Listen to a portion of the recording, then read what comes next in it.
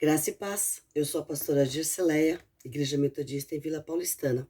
E mais uma vez, nessa quinta-feira, a gente vai falar um pouquinho nesse estudo bíblico sobre a novela Gênesis, que tem contado então a última fase da história bíblica, que fala sobre a história de José. Muito bem, no meio do caminho, a gente tem aí algumas outras histórias sendo contadas que não estão na Bíblia, mas estão sendo muito interessantes para a gente poder analisar e ver como que as coisas poderiam e podem acontecer. Tem um casal, inclusive foi o copeiro, né, que ajudou José a ser lembrado pelo faraó e vai ir lá e fazer toda a questão de interpretação dos sonhos do faraó. Esse casal, então, eles conseguem recuperar o seu casamento, eles voltam, né? E eles têm ela tá grávida, eles vão ter um bebê. Só que ela perde esse bebê. E é interessante a gente perceber que eles ficam muito tristes. Um desconsolo incrível. Mas toda essa tristeza, essa desmotivação, essa falta de esperança, são consolados por José. E José vem, conversa com ele, depois conversa com a esposa, e é muito interessante, porque ele conta a sua história de quem ele é, do Deus que ele acredita, né? Fala sobre o Deus, que é o Deus único. E eles praticamente, ouvindo a história de José, ouvindo tudo que José tem para falar sobre o seu Deus, eles abandonam os seus deuses. Bonito isso. E eles, pela primeira vez, oram ao Deus de José, ao único Deus. E só de conversar com José, de ouvir o que José tinha para falar, parece que traz uma paz. Eles renovam, de alguma forma, a sua esperança. E aí a pergunta é essa: será que o Deus de José pode nos ouvir? Será que o Deus de José pode nos ajudar? E aí a gente não pode esquecer que Deus jamais deixa alguém sem resposta. A gente vai ver no futuro aí, mais para frente, talvez a semana que vem, a gente já tenha alguma coisa para conversar sobre este casal. Muito bem. Jacó, que é Israel, mostra ainda o quanto ele está sofrendo com a perda de José, porque ainda tem muita tristeza. Não houve um enterro, não houve sabe o que aconteceu com meu filho, né? Então, assim, ele está desaparecido, de certa forma. E um desaparecimento sem resposta. Como ele está? Onde ele está? Será que morreu mesmo? E se morreu, onde ficou? A vida para José, ou melhor, para Jacó, o pai de José, ainda é cheia de angústia. E não só para ele, mas todos que moram ali no acampamento do seu pai. No mesmo tempo, a gente vai ver agora, a gente já está em Gênesis 39 e 40, volta no Gênesis 38, para a gente poder entender um pouquinho a história de Judá e Tamar. Vamos lá. Parece que é uma história desnecessária no meio da história de José.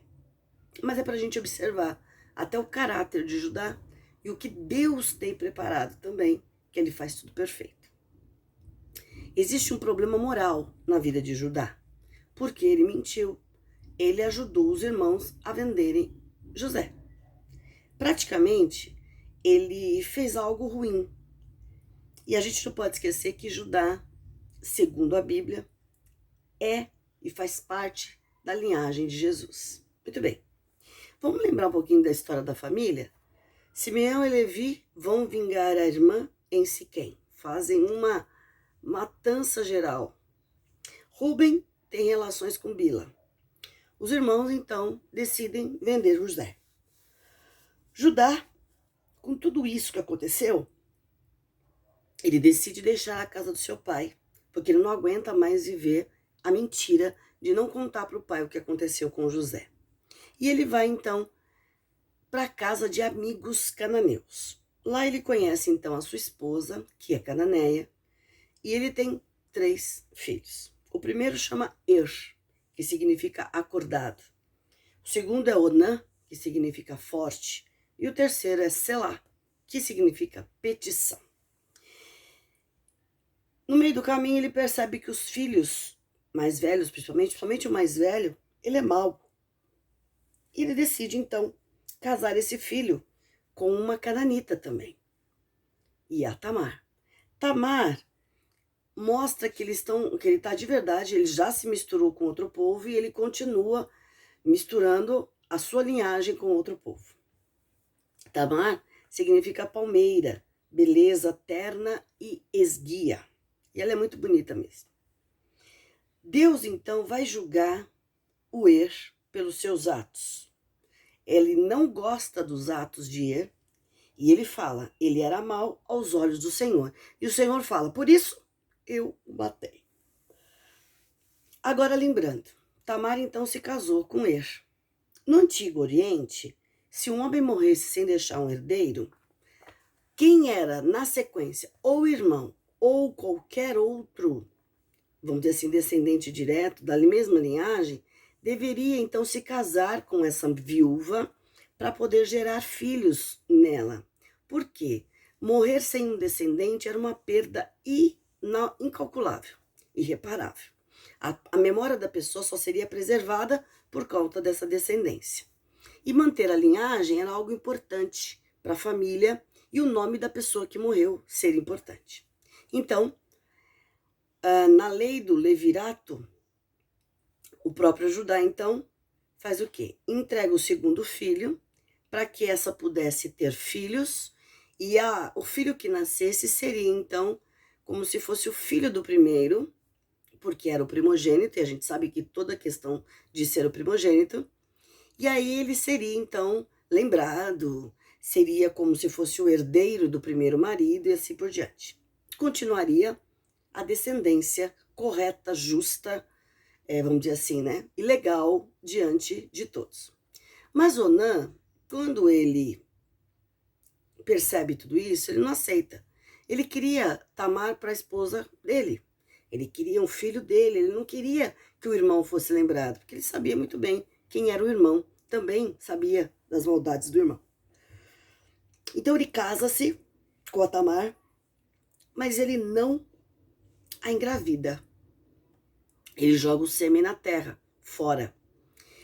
E aí a gente percebe então que talvez este onanismo, isso que ele fez, seja um pouco de algo que o Senhor não se agrada, né? E aí a gente vai perceber que Onã também fez o que era mal perante os olhos do Senhor, e o Senhor também não se agradou da atitude dele e também o matou. Interessante, né? Os dois filhos. Nessa hora, ao invés de Judá assumir que a culpa da morte dos filhos foi porque eles eram maus mesmo, porque eles fizeram algo errado, ele vai culpar a Tamar.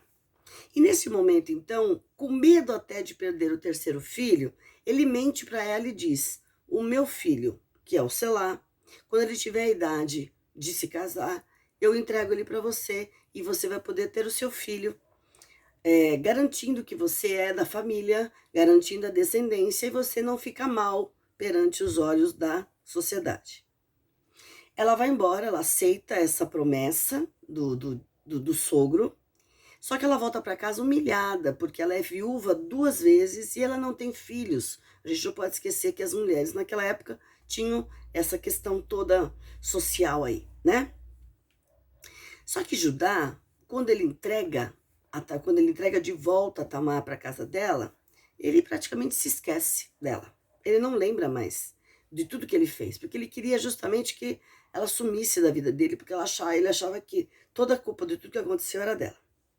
E aí a gente percebe que a Tamar continua viúva, continua sofrendo e continua esperando a promessa do sogro. Só que ela percebe que isso não vai acontecer. Tá demorando demais. De certa forma, Selá já tem idade e ela está vendo que ele continua insistindo em não voltar e não entregar o marido para ela. Então o que ela faz? Ela se cobre com um véu, se passa por prostituta, para que seja feita justiça para com ela. Ela se coloca nessa situação, porque Judá, de certa forma, quebrou a promessa. Ela era uma viúva esquecida, e quem ia se casar com ela? Ninguém. tanto é que era o desespero do pai, né? Como Judá quebrou a promessa, então ela vai lá, se veste com o véu, e ela se torna uma prostituta cultual, que é uma prostituição religiosa, muito comum na época. As mulheres escondiam seu rosto para manter as relações, e no ato era como se tivessem representando um casamento, né? E o preço seria algo que ele pudesse dar. Ele promete para ela que, aceitando e sabendo dos costumes, ele promete para ela um cabrito. E ela fala: não, eu não quero só um cabrito, eu quero mais alguma coisa. Eu quero o teu selo, o lenço e o teu cajado. O selo a gente já falou. É como se fosse aquele anel que José recebeu do faraó. Era a assinatura da família. Era como se ele estivesse pagando com cartão de crédito hoje, né? E aí, então, mostra que era o caráter de quem ele era, né? O lenço justamente amarrava vamos dizer assim, o lenço no pescoço, o cordão, né? Amarrava esse selo para justamente mostrar que ele era aquilo que ele era. E o cajado era justamente uma identidade também do trabalhador da época. Ele ganhou tudo isso do pai dele, a gente não pode esquecer disso. Tamar, então, quando se entrega a Judá, ela acaba engravidando. E olha que interessante. Deus agiu nessa situação porque ele sabe que o que fizeram com Tamar foi errado. A situação de maltratar a Tamar e de julgá-la como culpada de tudo foi errado. E aí, então, Deus vai agir no meio dessa injustiça toda e vai ter misericórdia para continuar a sua obra que é divina, daquilo que Deus tem como planos para esta família. Tamar volta para casa e ela continua usando as roupas de luto, mostrando que quem está quebrando a promessa não é ela, é Judá. Só que ela está grávida e ela começa a aparecer a gravidez. Judá então aproveita esse momento e fala assim: agora eu vou acabar com ela. Agora ela vai sumir de vez da minha vida, porque eu vou fazer de tudo para difamá-la. Como assim? Se ela é viúva dos meus filhos e está esperando o meu terceiro, como é que ela aparece grávida? E nesse momento, então, ele vai fazer de tudo para tentar fazer o quê? Jogá-la fora da cidade e queimá-la, porque ela era uma adúltera. Só que nesta hora, Tamar chama o Judá e fala: olha aqui, em troca de tudo isso que eu fiz para ficar grávida, eu recebi isso.